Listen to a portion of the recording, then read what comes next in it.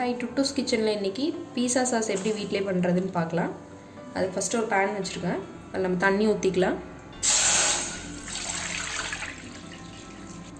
பீஸா sauce பண்ணுறதுக்கு ஒரு மூணு பெரிய தக்காளி, பெரிய சைஸாக எடுத்துக்கோங்க. நல்லா பழுத்த தக்காளியாக. ஒரு 2 பெரிய வெங்காயம், ஒரு துண்டு இஞ்சி, ஒரு 10 பல் பூண்டு, அவ்வளோதான் இதுக்கு தேவையானது. இப்போ இது ஒரு 3 பீஸா செய்கிறதுக்கு இந்த சாஸ் கரெக்டாக இருக்கும். உங்களுக்கு எந்த மாதிரி எவ்வளோ எடுத்துக்கிறீங்களோ எவ்வளோ செய்கிறீங்களோ அதுக்கு தகுந்த மாதிரி அளவு பார்த்து எடுத்துக்கோங்க.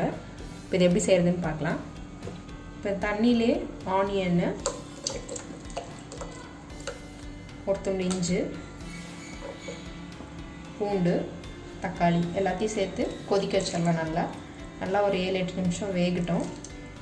லிட்டு போட்டு மூடி வச்சிடலாம். இது ஒரு 7-8 நிமிஷம் வேகட்டும்.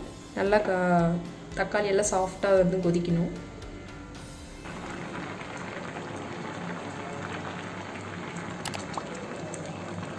இப்போ இது ஒரு 8 நிமிஷம் மாதிரி ஆயிருக்கு. பாருங்கள், தக்காளி வெங்காயம்லாம் நல்லா சாஃப்டாகிடுச்சு. இந்த டைமில் நான் அடுப்பு ஆஃப் பண்ணிடலாம். இது ஆறட்டும். இது ஆறின பின்னாடி நம்ம மிக்ஸி ஜாரில் மாற்றிக்கலாம். இப்போ இது சூடு ஆறிடுச்சு. இது ஒரு மிக்ஸி ஜாருக்கு மாற்றிக்கிட்டேன். இது நல்லா நம்ம ஃபைன் பேஸ்ட்டாக அரைச்சிட்டு வந்துடலாம். இப்போ நல்லா பியூரி மாதிரி அரைச்சிட்டு வந்தாச்சு. இப்போ ஒரு பேன் வச்சுருக்கேன் அடுப்பில். இதில் கொஞ்சம் ஆயில் ஊற்றிக்கலாம்.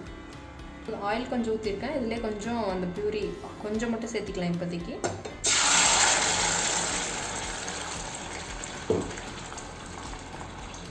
இது கூடயே காஷ்மீரி சில்லி பவுடரு, ஆர்கானோ.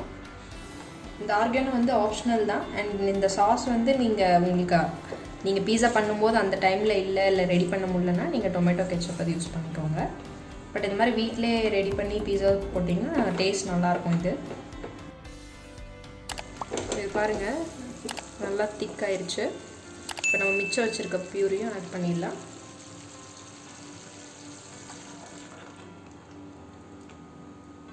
இது கூட இதுக்கு தேவையான உப்பு, ஒரு ஸ்பூன் சுகர். இது உங்களோட டேஸ்ட்டுக்கு தகுந்த மாதிரி நீங்கள் ஆட் பண்ணிக்கோங்க. உங்களுக்கு ரொம்ப ஸ்வீட்னஸ் அந்த சாஸில் பிடிக்கும்னா சுகர் இன்னும் கொஞ்சம் ஆட் பண்ணிக்கோங்க. கொஞ்சம் போல் சில்லி ஃப்ளேக்ஸ்.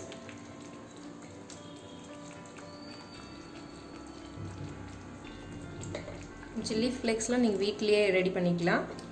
சும்மா காஞ்ச மிளகாவை போட்டு மிக்சியில் அரைச்சிக்கோங்க பல்ஸ் மோடில். இப்போ இது நல்லா ஆயில் பிரிஞ்சு வர வரைக்கும் நல்லா கொதிக்கட்டும்.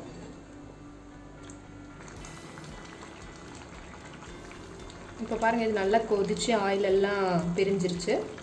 இப்போ இந்த டைமில் நம்ம அடுப்பு ஆஃப் பண்ணிடலாம். அவ்வளோதான், பீஸா சாஸ் ரெடி.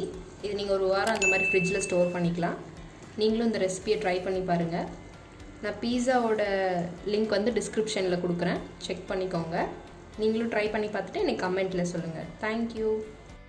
இந்த வீடியோ யூஸ்ஃபுல்லாக இருக்கும் நம்புகிறேன். தொடர்ந்து நம்ம சேனலை சப்போர்ட் பண்ணுங்கள். உங்கள் டவுட்ஸை கமெண்ட்டில் கேளுங்க. டுட்டூஸ் கிச்சனை லைக் பண்ணுங்கள், ஃப்ரெண்ட்ஸ் அண்ட் ஃபேமிலிக்கு ஷேர் பண்ணுங்கள். அப்படியே சப்ஸ்கிரைப் பண்ணிக்கோங்க.